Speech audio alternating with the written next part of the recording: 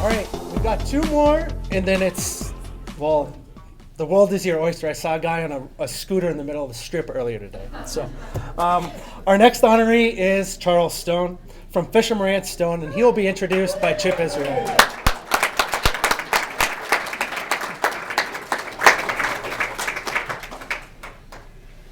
the mic here, so don't put your hands here or there. Okay. Well, first of all, I'm honored to be in presence of this greatness across this board, and we're going to make fun of everybody, so this should be fun. So I really want to start off by thanking Paul. This is an amazing thing that he's doing, and I'd like to say on my behalf, we've kind of inherited this lighting. In other words, the generation before us made our jobs possible. Those people didn't do it for riches, they didn't do it for awards. But when you think about the inspiration that those people provided, the mentorship, they all deserve this award equally as well. So I want to thank Randy for acknowledging people while they're still here, and most of those people, let's not forget what they did for us. So, okay? So it's my privilege to introduce Charles. But before that, seeing you guys are all paying attention, I'm going to talk about myself first of all. And I was at an IES conference probably about 10 years ago, and Howard Branson and I were teaching to a bunch of students, talking to a bunch of students, and Dr. Delora came in and he introduced me as myself and Howard as senior members of the lighting community. And I was pretty well offended, you know what I mean? I'm not old. So to this group, I want to say welcome to the senior, or actually to the fossil generation, okay? So all greatly rewarded, and meet me at the bar. I'll tell you great stories about everybody from Doogie Howser all the way up to the current people. I guess we can't call you Doogie anymore now, so, but it's really an honor. And I want to talk about Charles. So to begin with, I'm doing this because no one else would, right? Not that they didn't want to, but think about the intimidation. So, no. I'm just kidding, and it's a great honor to do this. So Charles graduated from Princeton, you know, the school that none of us got into, in 76. No, 1976, okay? Just want to make sure everybody understands. Graduated both in, as you heard, English, but more importantly, the theatrical background. So he got his roots in lighting way back then. Worked for 2 years as an events coordinator, party planner, basically, running things out of Princeton, and then went to work for Claude Engel, another one of the first generations that really helped establish the lighting community. In 1983, then went to Fisher Marantz, correct? All my dates correct?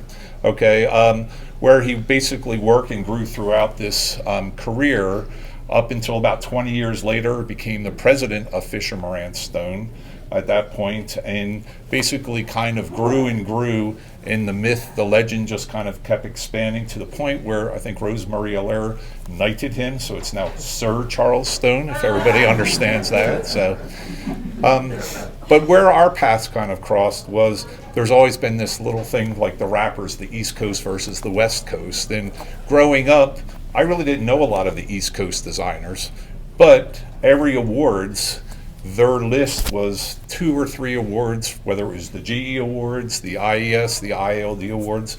The list that he sent me was 42 pages long, so I'm not going to go through all of them. But some of the incredible accomplishments are things like national monuments, museums, world-class facilities. Combine that passion with teaching a generation of students that become employees, that become award-winning designers themselves, is kind of an amazing tribute to him. And then he won't really talk about himself, he'll really talk about the success of the firm, which I think is pretty amazing.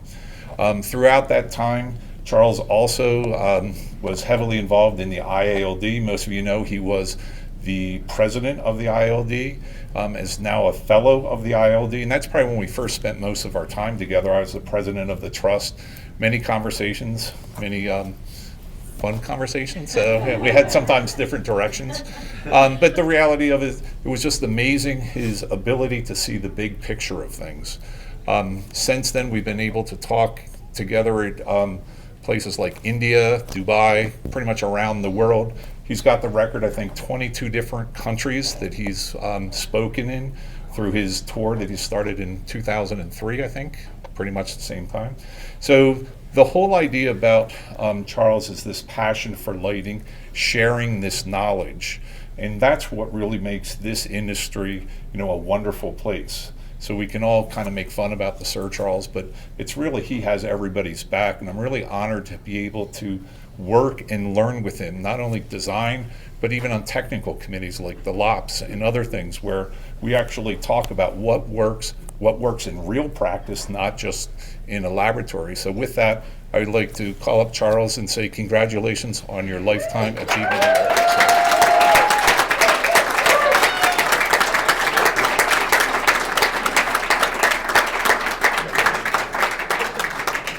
Microphone right where your hand is. Got to watch your, yeah. Thank you, Chip.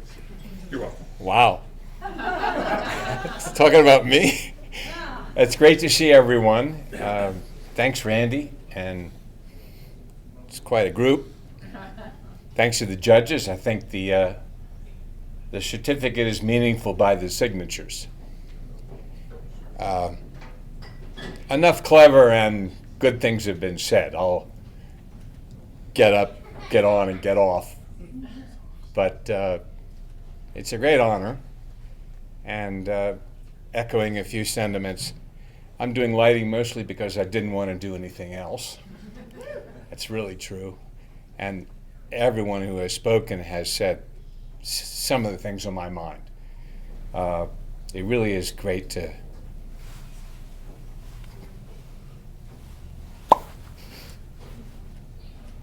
how many?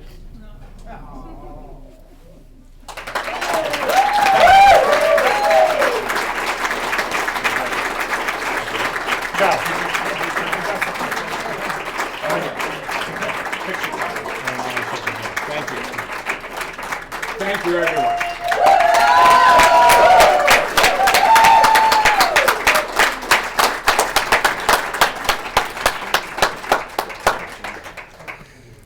Charles, thank you for keeping it short.